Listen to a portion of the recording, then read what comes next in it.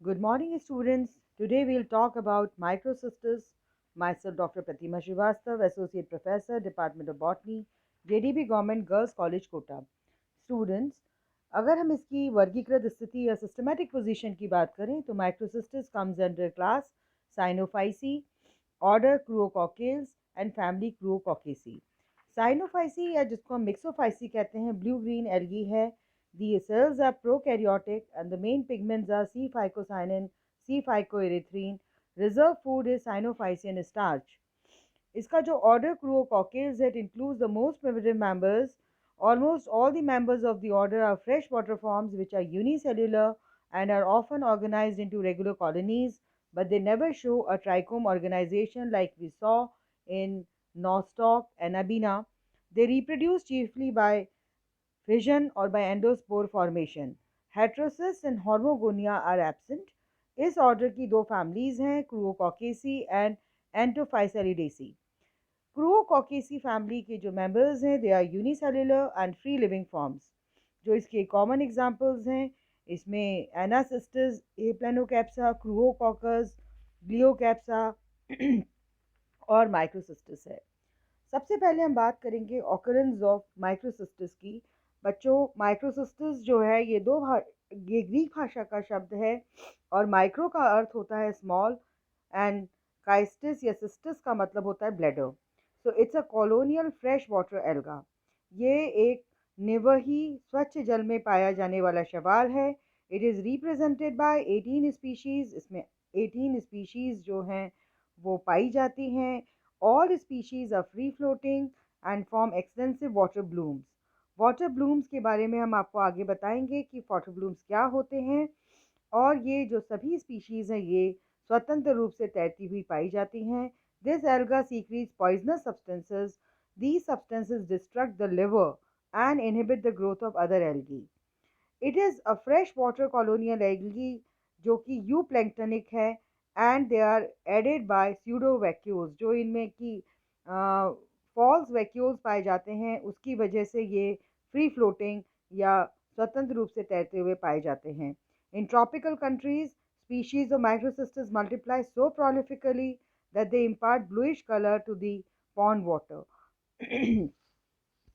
फिर इसमें जो स्पीशीज़ हैं जैसे एक है माइक्रोसिस्टिस एरिजिनोसा।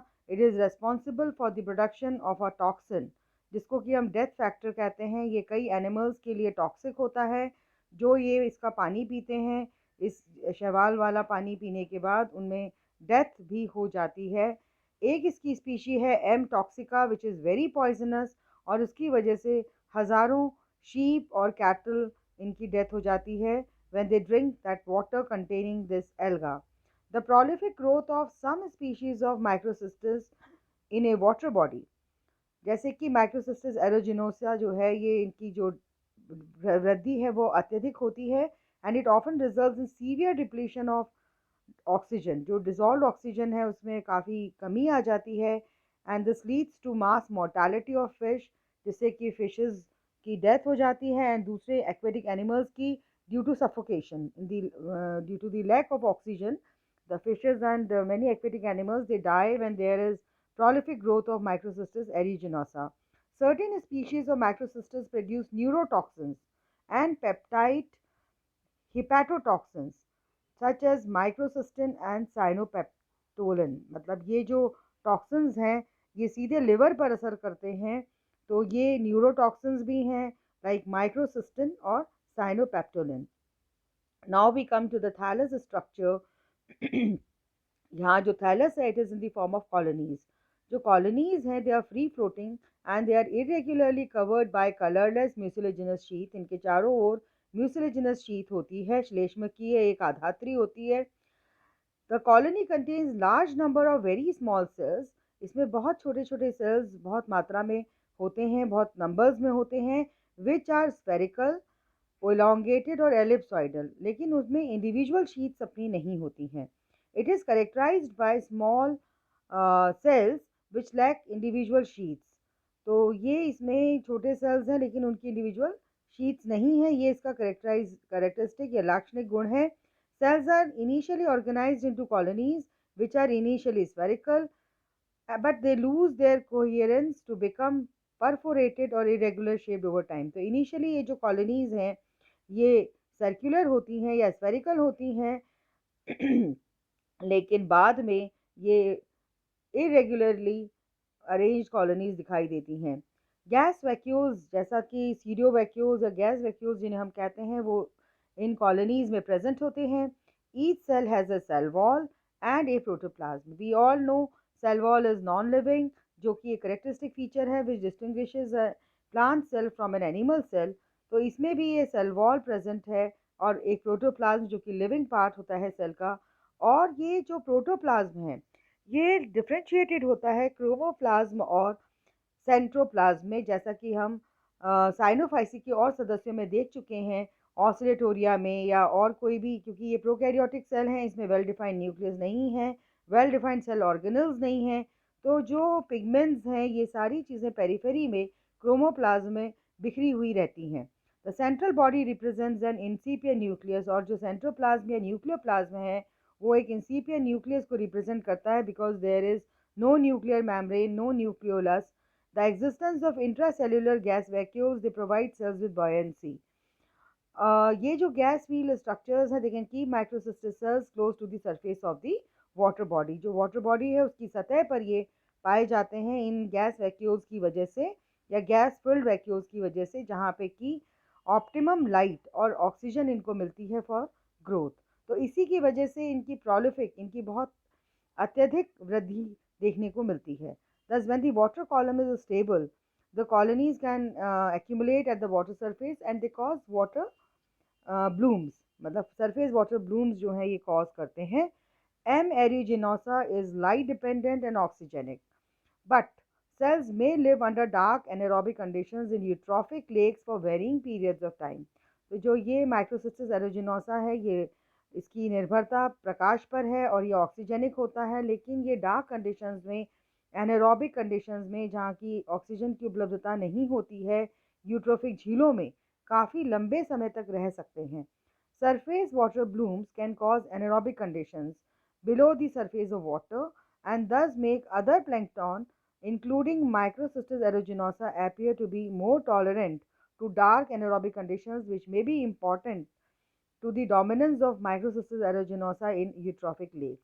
तो ये ही इसमें बात है कि जो सरफेस वाटर ब्लूम्स बनते हैं उनकी वजह से जो दूसरे फाइटोप्लैंक्टन हैं जैसे कि माइक्रोसिस्टिस एरोजिनोसा टाइप, इनमें टॉलरेंस बढ़ जाती है डार्क कंडीशंस के लिए, एनारोबिक कंडीशंस के लिए, और ये कारण है कि इनकी प्रभाविता देखने को मिलती है यूट्रॉफिक लेक्स में।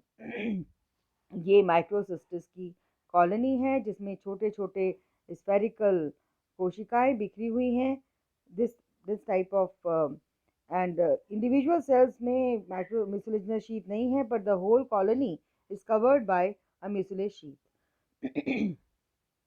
अगर हम रिप्रोडक्शन की बात करें माइक्रोसिस्टिस में, तो जो रिप्रोडक्शन है it takes place only vegetatively and sexual reproduction is completely absent. इसमें जो लैंगिक जनन है वो पूर्णतः अनुपस्थित होता है और जो जनन की प्रक्रिया है वो कायिक जनन के द्वारा ही होती है। और जो वेजिटेटिव प्रोपोगेशन है it takes place either by fission और बाय सेल डिवीजन। तो ये फिजन के द्वारा या कोशिका विभाजन के द्वारा होता है, जो कि सभी दिशाओं में, in all directions that division takes place. तो ये वेजिटेटिव जो रिप्रोडक्शन है it is the main reason for its prolific growth. कैसे ये किसी भी वाटर बॉडी के पूरे सरफेस पर छाए हुए पाए जाते हैं। द होल कॉलोनी, जो पूरी कॉलोनी है, दैट मल्टीप्लाइज बाय फ्रेगमेंटेशन, इसको कहते हैं कि विखंडन के द्वारा पूरी जो कॉलोनी है वो मल्टीप्लाई करती है। और माइक्रोसिस्टस फ्लॉस एक्वी में जो रिप्रोडक्शन है वो नेनोसाइट्स द्वारा रिपोर्ट किया गया है। तो इस प्रकार से हम ये देखते हैं कि इसमें सेक्सुअल रिप्रोडक्शन जो है वो बिल्कुल अनुपस्थित है। और जो गैस वैक्यूल्स जो इसमें कॉमनली प्रेजेंट हैं कॉलोनी में, ये और इसका जो वेजिटेटिव रिप्रोडक्शन है इसकी वजह से ये सरफेस पर बहुत अधिक मात्रा में पाए जाते हैं। नंबर ऑफ जो माइक्रोसिस्टिस की जो संख्या है वो अत्यधिक होती है। और इसमें जो ह्यूमन बींग्स हैं इसमें कुछ स्पीशीज़ माइक्रोसिस्टिस की होती हैं जिनकी वजह से गैस्ट्रिक प्रॉब्लम्स देखने को मिलती हैं। अगर हम जो ड्रिंकिंग वाटर है या हम स्विमिंग कर रहे हैं तो उस दौरान वो पानी अगर हमारे अंदर चला जाता है, there are several species of Microcystis which inhibit the growth of bacteria. लेकिन एक बात और भी है कि कुछ इसकी ऐसी जातियां हैं माइक्रोसिस्टिस की जो कि बैक्टीरिया की ग्रोथ को रोकती हैं, जैसे कि स्टेफाइलोकोकस है, क्लॉस्ट्रीडियम है, जू प्लैंकटन है और दूसरे एल्गी हैं, जिनकी वजह से हमें और अधिक हार्म होता है। पर this algae is not a very desirable algae for our gastric system. और ये जो माइक्रोसिस्टिस है ये इतना प्रोलिफिकली जब मल्टीप्लाई करते हैं तो ये जो पॉन्ड वाटर है उसमें एक ब्लूइश ग्रीन कलर भी इम्पार्ट करते हैं and it appears like P soup. ऐसा लगता है जैसे कि मटर का सूप हो। तो this is all about Microcystis. Microcystis की जो स्पीशी एरिजिनोसा है, Microcystis एरिजिनोसा, it cause harmful water blooms in lakes. So thank you very much. Please, this is all about microcystis. Please subscribe to our channel CCE Raj JDB GGC Kota. There are frequently asked questions about microcystis, जिसमें ये पूछा जाता है कि Microcystis is a colonial और filamentous alga. तो इसमें हम कहेंगे कि ये कोलोनियल एल्गा है। फिर एक जो पिगमेंट है जिसका कि नाम हमने पहले लिया था कि which special pigment is found in microcystis. और एक ये भी है क्वेश्चन, इस पे आता है name any species of microcystis that may cause water blooms in lakes, then name any toxin produced by members of chroococcales which are harmful for fishes and other animals.